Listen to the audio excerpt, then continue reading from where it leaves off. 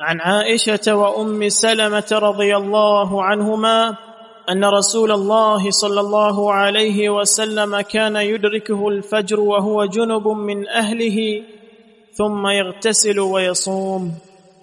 اس حدیث کا موضوع یہ ہے کہ ایک شخص کو رات کو جنابت کا عارضہ ہو جاتا ہے،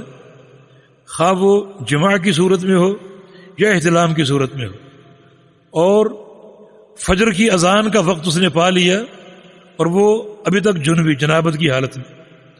اس سحری وغیرہ اس نے تناول کی اور پھر اذان فجر ہو گئی اور وہ غسل ابھی تک نہیں کر سکا اور جنابت کا اس کا عارضہ موجود ہے، تو اس کا کیا حکم؟ اس کو روزہ صحیح ہے یا نہیں ہے؟ حدیث جناب عائشہ اور ام سلمہ رضی اللہ عنہما کی، دونوں ام المومنین ازواج مطہرات، فرماتے ہیں کہ ان رسول اللہ صلی اللہ علیہ وسلم کان یدرکہ الفجر، رسول اللہ صلی اللہ علیہ وسلم کو بعض اوقات فجر پا لیتی، وہ جنوب، اور آپ جنبی ہوتے، یعنی فجر کی اذان آپ پا لیتے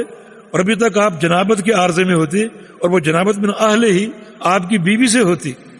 ثم یغتسل ویصوم، پھر آپ غسل فرماتے اور روزہ رکھتے. یعنی سحری آپ نے تناول فرما لی لیکن نہانے سے قبل اذان فجر ہو گئی تو آپ صلی اللہ علیہ وسلم غسل فرماتے اور وہ روزہ جو ہے اس کو آپ پورا کرتے. تو اس سے یہ ثابت ہوا کہ ایک شخص کو اگر جنابت کا عارضہ ہو اور وہ اذان تک یعنی جنبی ہے، نہا نہیں سکا، تو اس کا روزہ صحیح ہے، اپنا روزہ وہ پورا کرے، اس میں کوئی حرج نہیں ہے. ابو ہریرہ رضی اللہ عنہ پہلے فتویٰ دیا کرتے تھے کہ اگر جنابت کا عارضہ لاحق ہے اور فجر کی اذان ہو گئی تو اس کا روزہ نہیں ہوگا، لیکن بعد میں جب یہ حدیث سنی جناب عائشہ سے، ام سلمہ سے، تو اپنے فتوے سے رجوع کر لیا اور یہی فتویٰ دینا شروع کر دیا جو اللہ کے پیغمبر کی حدیث سے ثابت ہے. جی.